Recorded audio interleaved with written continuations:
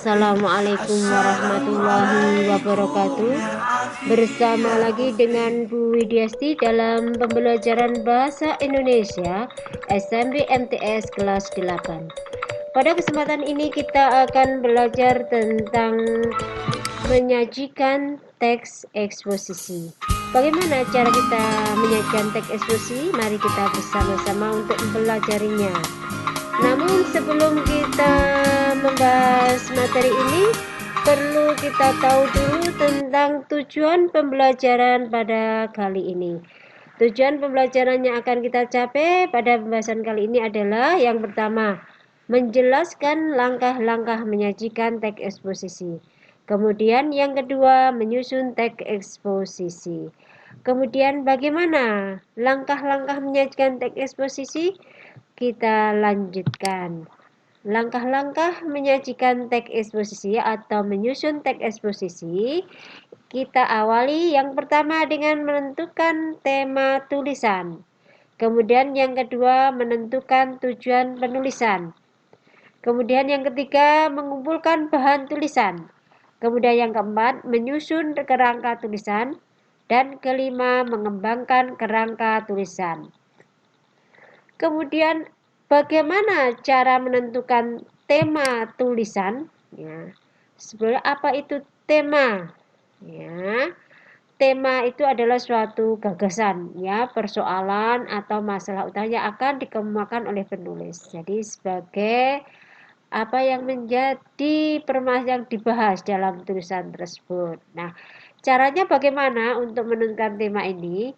Kita harus tahu dulu temanya itu apa. Harus kita kuasai yang pertama. Jadi kita akan nulis harus tahu dulu tema itu dikuasai atau tidak. Nanti kalau kita kuasai berarti kita akan nulis lebih mudah, ya. Kemudian yang kedua, dari beberapa tema kita pilih yang tema yang menarik. Yang menarik itu yang bagaimana? Ya, yang menarik itu biasanya itu bermanfaat. Mereka ya terkena dengan tema itu, artinya mereka juga mempunyai suatu keterkaitan dengan tema itu. Kemudian yang ketiga, bahan-bahan untuk menulis dengan mudah didapat. Jadi kita sebelum menentukan tema juga harus berpikir nanti bahannya bisa tidak kita cari lebih mudah. Nah, apakah kita nanti kesulitan mencari bahannya atau tidak? Nah, ini kita pertimbangkan ketika kita menentukan tema tulisan. Kemudian, kalau kita sudah menentukan tema, selanjutnya adalah menentukan tujuan penulisan. Tulisan kita, ya, tujuan penulisan itu kita itu akan mencapai untuk siapa? Tujuannya apa? Nah, merupakan wadah atau dalam bukan pendapat pribadi tentang suatu hal. Jadi contoh misalnya, ketika kita menulis dengan tema manfaat pepaya bagi kesehatan, ya. Kemudian tujuan penulisannya apa?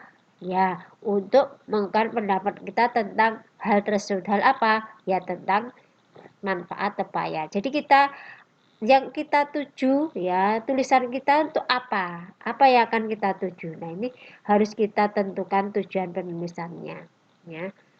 Kemudian yang ketiga, kalau kita sudah tahu tema dan tujuan kita menulis, kita bisa mengumpulkan bahan-bahan tulisan. Nah, bahan tulisan bisa kita dapatkan dari koran, majalah, buku, atau pengamatan atau wawancara secara langsung kepada orang-orang yang bersangkutan dan lain sebagainya. Nah, bahan-bahan ini kita kumpulkan dulu yang kita gunakan untuk memperkuat pendapat kita atau pernyataan yang ada di dalam teks eksposisi yang kita buat itu dari bahan-bahan yang kita kumpulkan. Nah, kalau kita sudah siap ya tentang bahan yang kita bahan tulisan itu, baru kita menyusun kerangka tulisan. Nah, apa itu kerangka tulisan? Kerangka tulisan itu adalah sebagian besar, bagian-bagian yang besar dalam sebuah tulisan. Ada di situ fungsinya untuk mengontrol tulisan yang kita buat agar tidak meluas atau sesuai dengan tema yang kita tulis. Jadi di sini kerangka tulisan itu bagian besar dan itu sendiri bagian-bagian itu dalam rangka nanti ketika kita menulis itu tidak keluar ya relnya, tidak keluar dari temanya karena sudah dibatasi oleh kerangka tulisan yang kita buat. Nah, itu kemudian kalau ketika kita menyusun kerangka harus menyesuaikan dengan struktur ya, struktur teks eksposisi. Jadi urut-urutannya apa harus disesuaikan dengan struktur teks eksposisi karena kita menyusun teks kerangka tulisan teks eksposisi. Ya, kita tahu bahwa struktur teks eksposisi itu terdiri dari satu, ya yang pertama adalah pernyataan umum atau tesis, kemudian argumentasi dan penegasan ulang. Nah, tesis di sini atau pernyataan itu adalah secara umum apa yang akan kita tulis ada pada pernyataan umum. Kemudian argumentasi di situ kita terangkan lebih rinci pendapat kita ya. Argumentasi kita ada di dalam argumentasi. Kemudian di akhir dari kerangka itu harus kita lakukan penegasan ulang, yaitu ditegaskan kembali dari apa yang kita tulis sebelumnya. Nah, ini kita harus memperhatikan urut-urutan ini, ya, menyesuaikan dengan urutan struktur teks eksposisi. Nah, baru setelah kita menyusun kerangka, kerangka tadi dikembangkan menjadi sebuah tulisan yang lengkap. Nah, dengan memperhatikan ya di situ kalimat-kalimat yang kita gunakan harus padu. Nah, padu di sini adalah ada kohesi dan koherensi. Antar kalimat ada keterkaitan. Ya, antar kalimat, antar kata itu ada keterkaitan, saling berkaitan. Ya. Kemudian ejaannya juga kita perhatikan harus sesuai dengan ejaan yang disempurnakan. Sudah ada ejaan yang sudah dibakukan. Kemudian tanda bacanya juga harus kita sesuaikan dengan aturan yang ada dan kaidah kebahasaan juga kita perhatikan. Nah, ini semua kita gunakan untuk membuat sebuah teks eksposisi dari kerangka kita kembangkan menjadi sebuah teks eksposisi. Nah, ini langkah-langkah yang bisa kita tempuh ketika kita akan membuat sebuah teks eksposisi. Nah, ini secara teori ya. Kemudian untuk memahaminya lebih dalam maka kita harus memahami dengan evaluasi. Untuk soal yang pertama, rencana penghapusan pilkada langsung menuai kecaman oleh sebagian besar masyarakat. Sebagian mengatakan bahwa penghapusan pilkada langsung bukanlah sebuah kemajuan, melainkan kemunduran berpolitik. Kemudian lanjutan titik-titik. Nah, lanjutannya ini diisi yang dengan kalimat yang tepat yang bagaimana ya. Teks yang tepat untuk melanjutkan ekspresi di atas adalah di situ karena kita mengacu pada sebuah pendapat, maka lanjutannya harus kita pilih dengan suatu benar. Nah, dari jawaban ini yang mengungkapkan tentang pendapat ya seorang yang mana?